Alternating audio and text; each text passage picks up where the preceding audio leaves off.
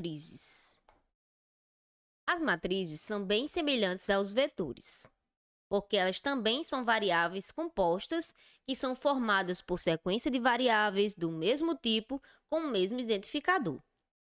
Aqui, o que muda é que ela vai possuir dois índices, um para representar as linhas e o outro para representar as colunas.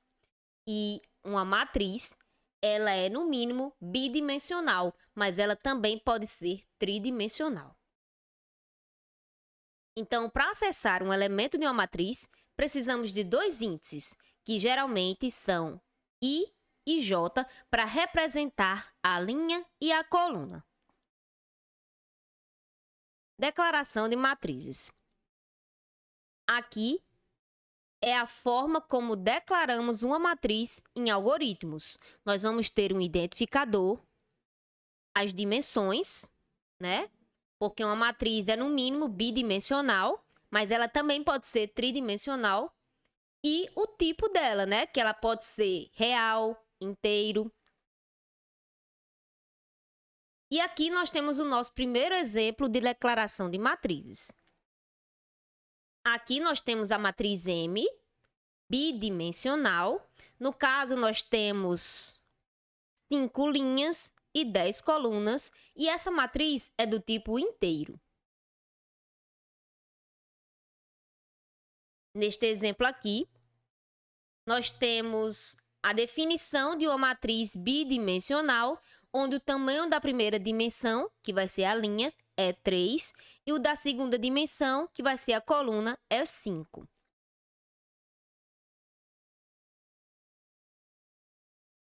E assim como os vetores, também temos atribuição de valores para as posições da matriz.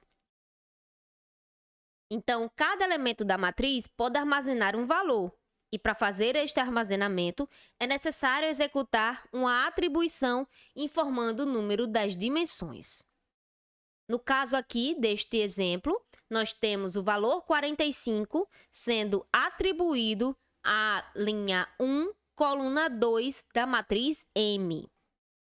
Já o valor 0 está sendo atribuído à linha 2, coluna 5 da matriz M. O valor 13 está sendo atribuído, armazenado na linha 2, coluna 1 da matriz M. E, por fim, temos o valor menos 4, que está sendo atribuído ou armazenado na terceira linha e terceira coluna da matriz M. Então, desta forma aqui, os valores são armazenados em cada posição que representa a linha e a coluna da matriz M. Preenchendo uma matriz. Para preencher uma matriz, é necessário identificar todas as posições. E, assim como fizemos com os vetores, na matriz também vamos utilizar uma estrutura de repetição para. Só que aqui, como ela precisa de dois índices, vamos usar dois laços de repetição. O primeiro, mais externo, simboliza as linhas.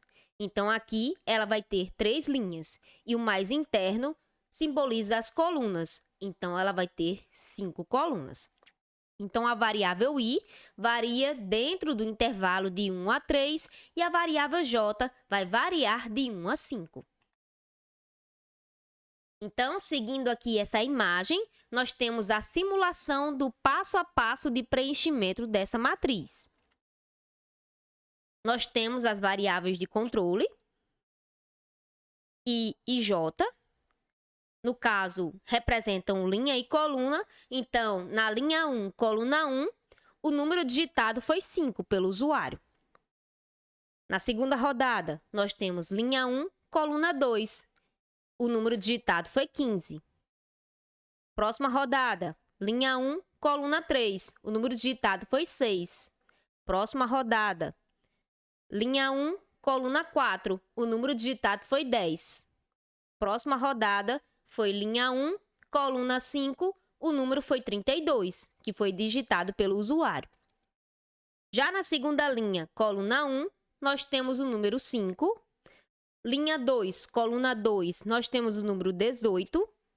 Linha 2, coluna 3, temos o número 3. Linha 2, coluna 4, temos o número 14.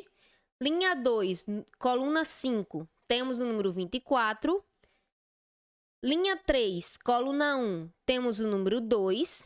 Linha 3, coluna 2, temos o número 9. Linha 3, coluna 3, temos o número 16. E linha 3, coluna 4, temos o número 25. E, por fim, na linha 3, coluna 5, temos o valor 35.